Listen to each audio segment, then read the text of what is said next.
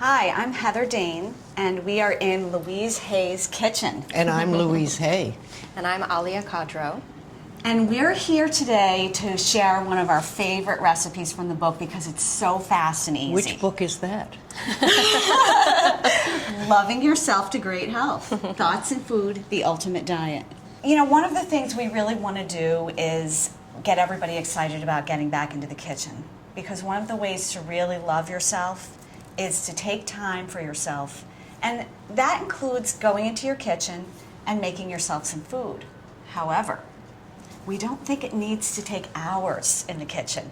We've decided that the most fun, well, first of all, we like to dance. We want to have time to dance. And in order to have time to dance, we make fast, easy, and absolutely delicious meals. So we're going to share one of them with you today. And very healthy. And very healthy, exactly. So this is called Crock-Pot chicken, and it is in our book, Loving Yourself to Great Health, with many other recipes. And what we're going to do here is we're going to take this chicken, and we really love organic pasture-fed chicken. We really love to have something that has been ethically raised, and if you can get it from a farmer's market or from your farmer, that's wonderful. But thankfully, many of the stores today have a lot of really good chicken. And local. And local chicken, exactly. So this is about a 4 or 5 pound chicken, and what we're going to do is we're going to take the ingredients and we're going to put them with the chicken, put it in the crock pot, and we've got everything done from there. So the first thing we're going to do, we're going to have Alia be our mixer. And Alia, the first thing we're going to do is we're going to take some olive oil, and this is extra virgin olive oil, and put that right into the bowl.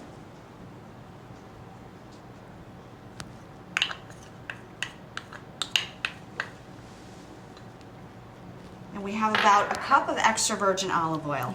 The next thing we're going to do is we're going to take 2 tablespoons of organic rosemary spice. So that can be either powdered or it can be, I love the actual rosemary leaves, so we're going to do that.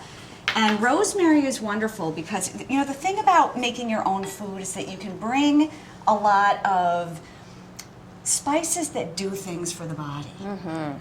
Rosemary does wonderful things for the body. It's invigorating, it helps with moods and memory, it's got so many fabulous qualities. So rosemary is a key piece of this. Another thing we're going to add in is thyme. Thyme is fabulous for any infections or for boosting your immune system. So we're adding in 2 tablespoons of thyme. The next thing we're going to have is 2 tablespoons of basil spice. And for any of you that really love fresh herbs, fresh spices, those can be used as well. This makes it really easy because you can always have the dried herbs in your cupboard, and anytime you need to make something, they're really easy to access. So the next thing we're going to put in is a 1/2 teaspoon of sea salt and pepper. And we've actually got pink Himalayan salt, which is another wonderful type of salt. Skip the white table salt, right? Absolutely. The white table salt has a lot of additives that are actually not good for the body, and the white table salt is the culprit in heart disease, not the pink Himalayan salt and the sea salt. So we're going to add a little bit of that in, 1/2 teaspoon, and then we have 1/2 teaspoon of ground black pepper.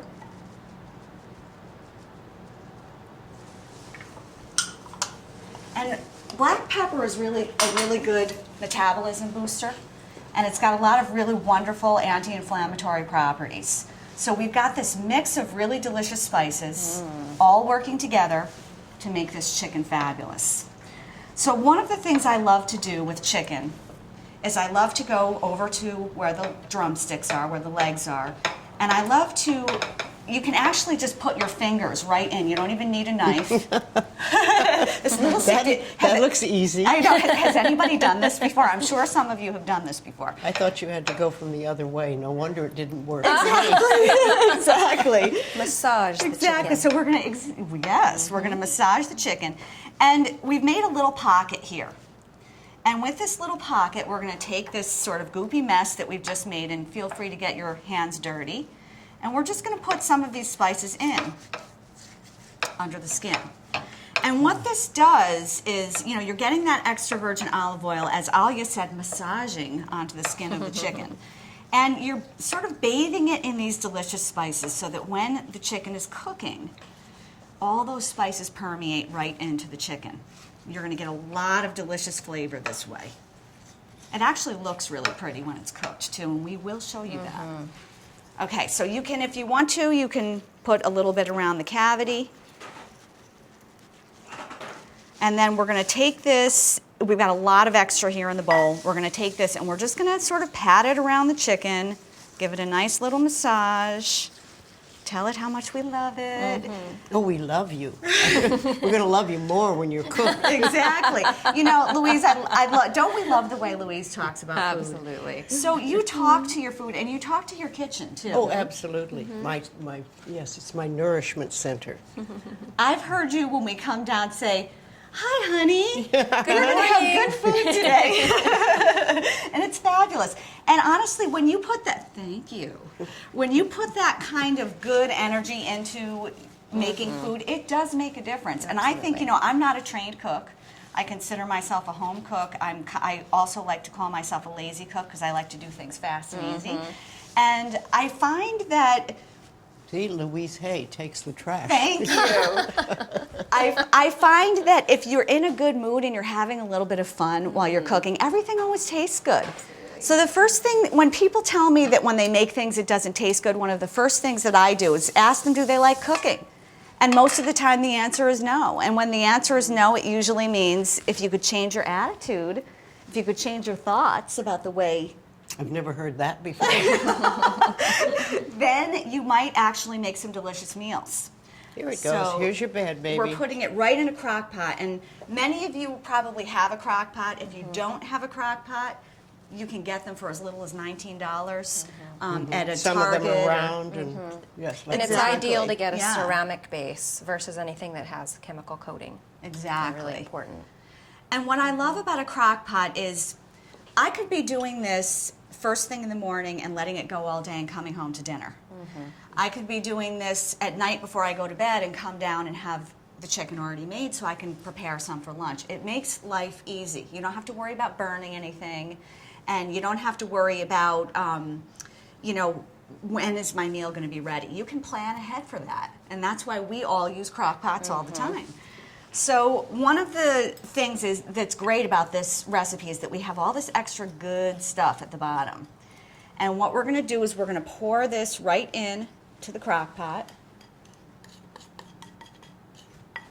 And now I've kind of broken some rules with this crock pot recipe. Are you Because through with the spoon? yes, thank you. There Thank you you. go. I need a little extra cleaning here. One of the things that you will see in a regular crock pot recipe book is they will say to you either brown the meat first, including a chicken, or they'll tell you to not put any water into the crock pot when you're making chicken, because the chicken actually does make its own juices while it's cooking. I actually put in the water. I do too. You Always. do too? Yeah. So How much? I'm putting in a cup of water. You Okay. can put in 2 cups. And when you get into the crock pot, you're really going to see basically about an inch of water at the bottom of the crock pot. It's just enough to sort of give some moisture and steam while the chicken is cooking.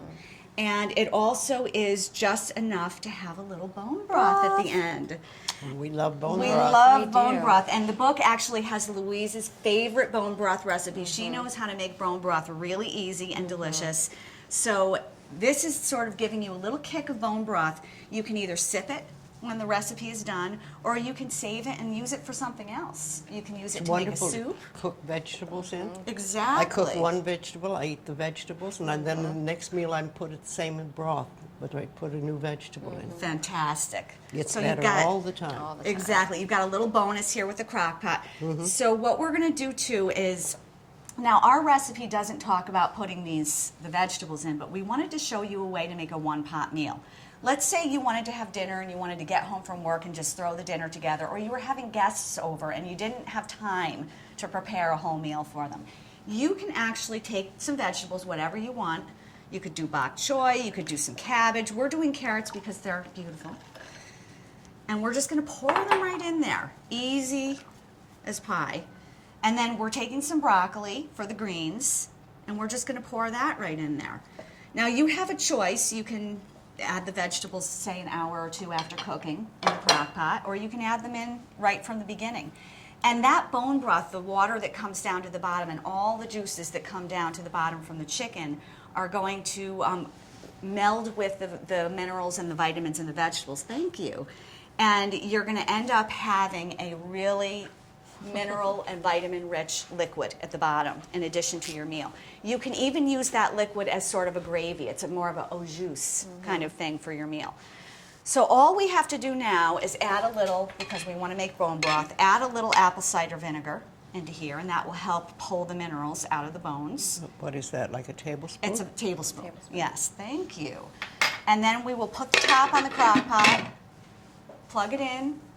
I like doing a 4-hour if I say I'm making it at breakfast and want to have it at lunch, or I'm making it at lunch and want to have it at dinner. But you can do it as long as the crock pot goes. You could put it on its lowest setting and have it for 10 hours. You could do it overnight. You could leave for work, and if you know what time you're going to be home, you could set it for that number of hours, and the crock pot will cook it perfectly over that length of time. It will also go on warm when the cooking is done, so that it keeps it at a nice warm temperature for you. I've found, and I believe we've all found this, that the meat is so juicy and so tender. It's like you get it's like you're a gourmet cook. You didn't have to worry about anything burning or anything getting too dry. Everything is moist. So we're going to plug this in, and then we're going to show you what it looks like when it's done. So before we do the big reveal, I think it might be very good to share some of the wonderful qualities that are in this crock-pot chicken. The spices in the chicken actually help with heart health, helps fight infection. It actually makes your skin better. And there are several of the spices in here are really good for type 2 diabetes. They help to lower your blood sugar. They are great for eye health, pain relief, gout, ulcers. And the spices in here also aid your digestion. So for anyone that's having digestive issues or who really wants to focus on cleansing and healing their bodies, this is a really wonderful meal. Even for those of you who are on a low sodium diet because you're off table salt for high blood pressure, the spices in here actually help with lowering blood pressure. So there's so many good reasons to eat a meal like this. And the biggest reason, of course, is that it's absolutely delicious. So let's show you what it looks like. Oh, Here we go. I want some. Don't we want some now? So this is a wonderful meal. It smells fabulous. We wish we could transmit smell to you through this video. But it smells fabulous. Your guests are going to absolutely love it. I've had people say that it's the best chicken that they've ever had and the most moist chicken they've ever had. Yeah. So you, your family, your guests will be thrilled to have a meal like this. And most of all, your body will be thrilled. Anytime you slow cook a recipe, it's easier for your body to digest. I find that this recipe is grounding but not heavy. So it's not something that's going to make you feel like it's difficult to digest. It gives you great energy, it's light, it's delicious, and easy, which is very important for us. Yes. You'll end up with about, say, 3 cups of liquid. So like we talked about before with the bone broth or to use for other meals. And then, Louise, what happens when we finish this chicken? What are we going to do with it? Oh, we're going to take the bones and put them in the freezer with the other bones that are waiting to be a full bag, and then they go into a pot of their own, and they're cooked overnight. Exactly. Yes. Simmered. And with a little vinegar to pull out the calcium. And Louise's ever-evolving broth. Yes. It's so delicious. yes. So this is like a meal that keeps on giving. And if you want to do the next step, we've got the bone broth recipe in our book, Loving Yourself to Great Health.